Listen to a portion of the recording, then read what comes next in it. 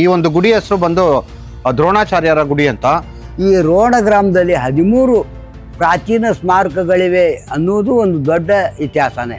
ಇದರ ಪ್ರಭಾವಳಿಯಲ್ಲಿ ದಶಾವತಾರ ಅಂತ ಏನು ಹೇಳ್ತೀವಿ, ಆ ದಶಾವತಾರ ಕೆತ್ತನೆ ಅಂತ ತಾವು ಗಮನಿಸ್ತೀರಿ.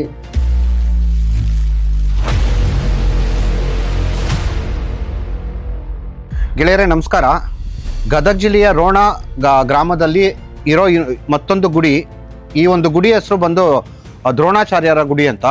ಸುಮಾರು 10, 11, 12ನೇ ಶತಮಾನದಲ್ಲಿ ಕಟ್ಟಲಾಗಿದೆ ಅಂತ ನಂಬಲ್ಪಟ್ಟ ಈ ಒಂದು ಗುಡಿಯ ಇತಿಹಾಸವನ್ನು ನಮ್ಮ ಅದಾ ಕಟ್ಟಿಮನಿ ಸರ್ ಅವರು ಹೇಳ್ತಾರೆ. ಸರ್ ನಮಸ್ಕಾರ ವೀಕ್ಷಕರೇ.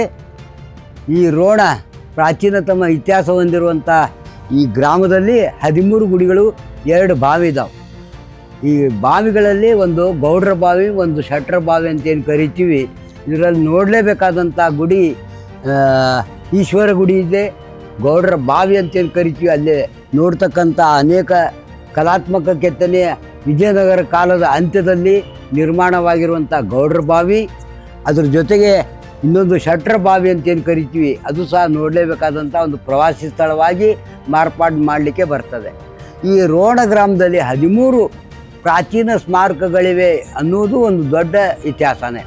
ಇಲ್ಲಿ ನಾವು ನೋಡ್ತಕ್ಕಂಥ ಗುಡಿ ಏನಿದೆ, ಇದು ದ್ರೋಣಾಚಾರ್ಯ ಗುಡಿ ಅಂತ ಕರಿತಾ ಇದ್ರು.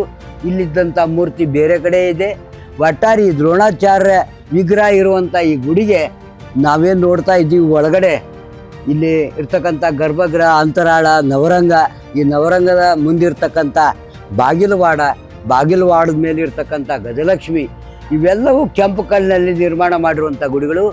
ಈ ದೇವಸ್ಥಾನ ತಾವೇನು ನೋಡ್ತಾ ಇದ್ದೀರಿ, ಒಳಗಡೆ ಅನಂತ ಶಯನ ಮೂರ್ತಿ, ಈಶ್ವರ ಲಿಂಗು ಇರುವಂಥ ಗುಡಿ.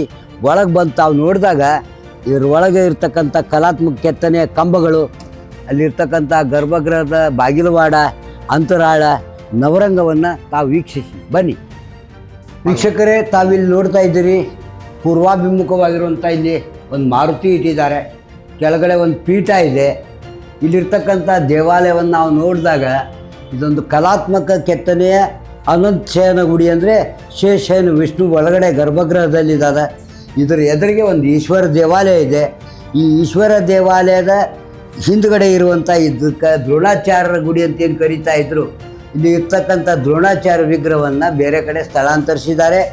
ಒಟ್ಟಾರೆ ಈ ದೇವಾಲಯದ ಕೆಂಪು ಕಲ್ಲಿನ ವಾಸ್ತುಶಿಲ್ಪವನ್ನು ತಾವು ಗಮನಿಸಿ, ಇಲ್ಲಿ ಸಾಕಷ್ಟು ದುರಸ್ತಿ ಮಾಡಲಿಕ್ಕೆ ಸುಣ್ಣ ಬಣ್ಣವನ್ನು ಬಳಬಿಟ್ಟಿದ್ದಾರೆ. ಈ ಗರ್ಭಗೃಹದ ಮುಂದಿರ್ತಕ್ಕಂಥ ಅಂತರಾಳ ಕಿರಿದಾಗಿದ್ದರೂ ಒಳಗಡೆ ಇರ್ತಕ್ಕಂಥ ಅನಂತಶಯನ ವಿಗ್ರಹ ಇಲ್ಲಿ ನೋಡಲೇಬೇಕಾದಂಥ ಒಂದು ಶಿಲ್ಪ ಕಲಾಕೃತಿ ಇದೆ.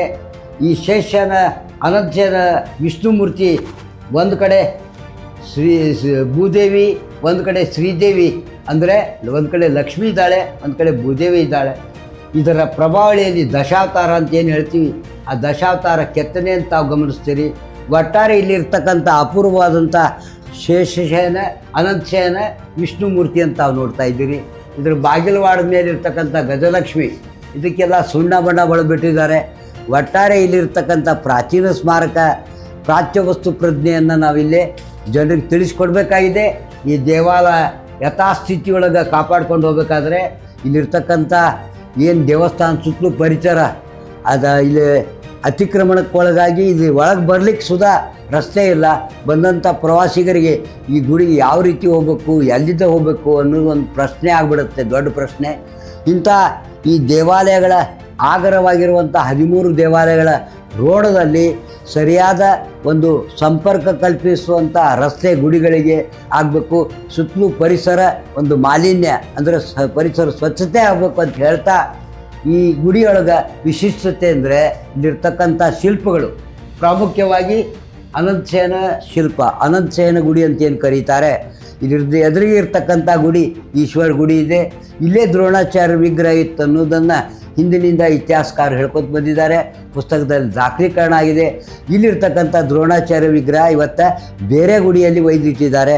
ಒಟ್ಟಾರೆ ರೋಣದ ಬಗ್ಗೆ ಹೆಚ್ಚು ತಿಳ್ಕೊಬೇಕಂತಂದರೆ ಇದೊಂದು ಪ್ರಾಚೀನತಮ ಇತಿಹಾಸ ಹೊಂದಿರುವಂಥ ಪಟ್ಟಣ. ಈ ರೋಣ ಗ್ರಾಮದಲ್ಲಿ ಇರ್ತಕ್ಕಂಥ ಬಾದಾಮಿ ಚಾಲುಕ್ಯರ ಕಾಲದ ಏನು ಕೆಂಪು ಕಲ್ಲು ಉಪಯೋಗ ಮಾಡ್ತಾರೆ, ಅದೇ ರೀತಿ ಇಲ್ಲಿ ಸಹ ಕೆಂಪು ಕಲ್ಲುಗಳನ್ನು ಉಪಯೋಗ ಮಾಡಿ ಯಲಬುರ್ಗಿ ಸಿಂಧರ ಆಳ್ವಿಕೆಯೊಳಗೆ ಕಲ್ಯಾಣ ಚಾಲುಕ್ಯ ಸಾಮಂತರಾಗಿರುವ ಒಂದು ಸಂದರ್ಭದೊಳಗೆ ಈ ಕಲ್ಯಾಣ ಚಾಲುಕ್ಯರ ಕಾಲದಲ್ಲಿ ನಿರ್ಮಿತವಾದ ದೇವಾಲಯಗಳು ಅಂತ ಹೇಳ್ತಾ ಇದರ ಎದುರಿಗಿರ್ತಕ್ಕಂಥ ಈಶ್ವರ ದೇವಾಲಯವನ್ನು ನಾವು ವೀಕ್ಷಿಸುವ. ಈ ರೋಣದ ಗ್ರಾಮದ ಏನು ಅನಂತಶಯನ ಗುಡಿ, ದ್ರೋಣಾಚಾರ್ಯ ಗುಡಿ ಅಂತ ಹೇಳ್ತೀವಿ, ಅದರ ಅನಂತಶಯನ ಮೂರ್ತಿ ಆ ಗುಡಿಯಲ್ಲಿದ್ದರೆ ಇಲ್ಲಿ ಈಶ್ವರ ಲಿಂಗೂ ಇದೆ. ಈ ದ್ರೋಣಾಚಾರ್ಯ ವಿಗ್ರಹ ಇಲ್ಲಿ ಇದ್ದದ್ದನ್ನು ಬೇರೆ ಕಡೆ ಸ್ಥಳಾಂತರ ಮಾಡಿದ್ದಾರೆ.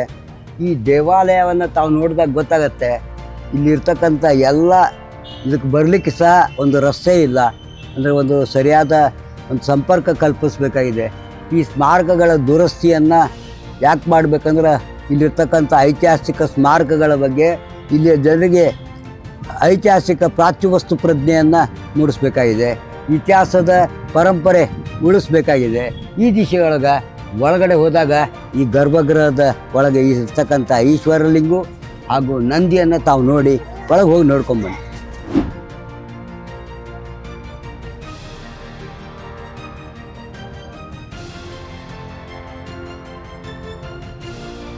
ಕನ್ನಡ ನಾಡು ನುಡಿ, ಕನ್ನಡಿಗರ ಭವ್ಯ ಇತಿಹಾಸ, ಸಂಸ್ಕೃತಿ, ವಾಸ್ತುಶೈಲಿ ಮುಂತಾದ ವಿಷಯಗಳನ್ನು ವಿಡಿಯೋಗಳ ಮೂಲಕ ದಾಖಲಿಸುವ ನಮ್ಮ ಪ್ರಯತ್ನಕ್ಕೆ ನೆರವಾಗಿ